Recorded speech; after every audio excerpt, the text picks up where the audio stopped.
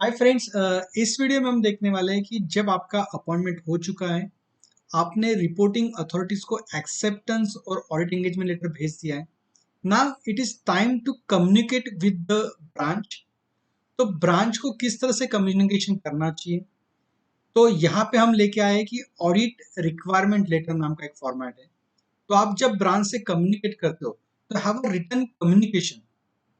सो audit requirement letter में क्या क्या होना चाहिए, तो ऑडिट रिक्वायरमेंट लेटर में आपको एक स्पेसिफाई करना चाहिए कि आप ऑडिट पे कब आने वाले हो, what is your schedule of the audit.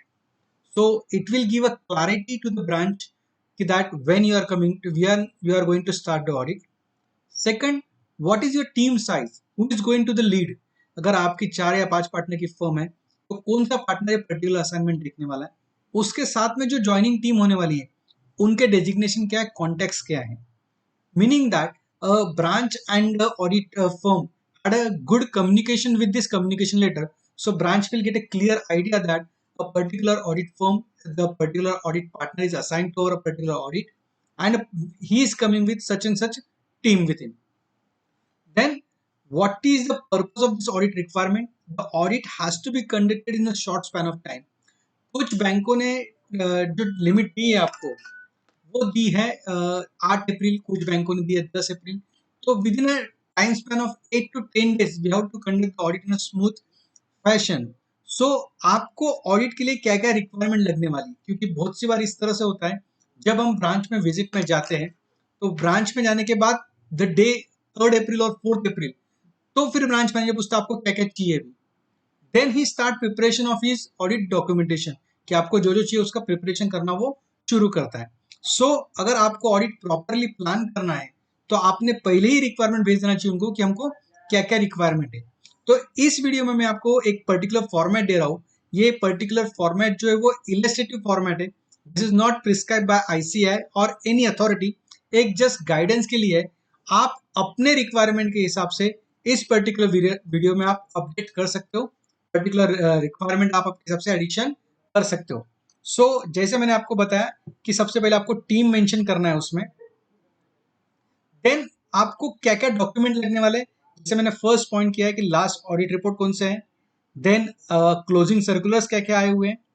Deposit segment में आपको क्या क्या चाहिए। देन एडवांसेस के डॉक्यूमेंट्स आपको क्या क्या चाहिए, कौन कौन से रजिस्टर आपको चेक करना है, कौन कौन से रिपोर्ट चाहिए आपको। देन कैश, बैंक बैलेंस, इनके जो सर्टिफिकेट्स लगने वाले हैं वो आपको document. Then most of the times the sundry items inter office accounts are not match at the branch level. बहुत सी बार वो रिकनसाइल नहीं होते, तो आपने रिकनसिलेशन मंगना चाहिए उनसे। Then long form audit report, the basic responsibility of the long form audit report, कि जो लॉन्ग फॉर्म ऑडिट में जो क्वेश्चन पूछे हुए हैं उसको जो आंसर करना है आपको वो ब्रांच मैनेजर को करना है, और आपको वो जो कमेंट्स दिए उसको वेरिफिकेशन करना है।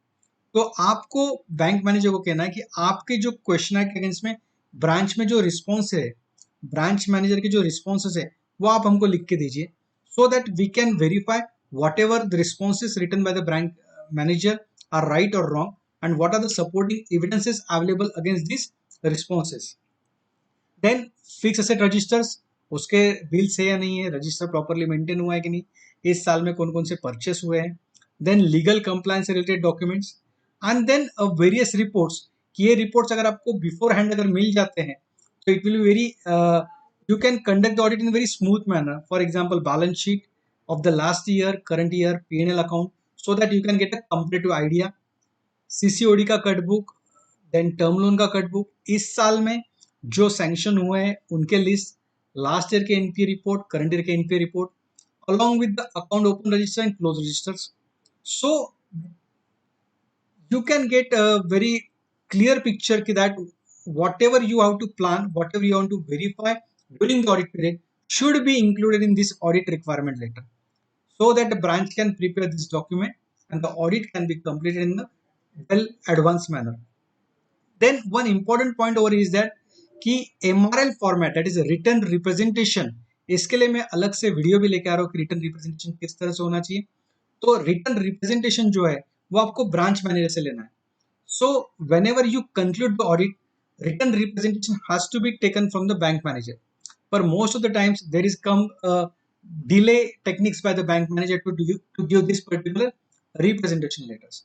So आपको जिस फॉर्मेट में रिप्रेजेंटेशन चाहिए ब्रांच मैनेजर से, वो फॉर्मेट आपने ये ऑडिट रिक्वायरमेंट के साथ में भेज देना चाहिए. अगेन किस तरह से आपको ये ऑडिट रिक्वायरमेंट लेटर बना रहे हो आप, then individual requirement of a particular auditor has to be included in this audit requirement letter. This is just a suggestive format. आप इसको काफी और इलॉबरेट कर सकते हो और एडिशनल पॉइंट आप इसमें इंक्लूड कर सकते हो. लास्ट में जो है, यहाँ पे आप आपका कम्युनिकेशन दे सकते हो कि अगर ब्रांच अथॉरिटीज को ऑडिट फर्म से अगर कम्युनिकेशन करना है तो कौन कॉन्टेक्ट पर्सन है, उसका mobile number, email ID, postal address, और अगर दूसरे कोई पार्टनर्स है तो उनसे अगर कम्युनिकेशन है तो उनका डिटेल भी आप डाल सकते हो. ये जो सजेस्टिव फॉर्मेट है या फिर जो इलस्ट्रेटिव फॉर्मेट है, इसकी कॉपी मैंने इस वीडियो के साथ में अटैचमेंट में इंक्लोज करी है. अगर आपको ये रेफरेंस बोल के यूज हो सकता है तो इट इज गुड, तो आप कर सकते हो इसको. So friends, stay tune with our bank audit series. तो अलग अलग वीडियोस है, जैसे एक्सेप्टेंस से लेके ऑडिट एंगेजमेंट लेटर, एमआरएल किस तरह से बनाना चाहिए, ऑडिट प्लान किस तरह से करना चाहिए. So please subscribe to our bank audit series.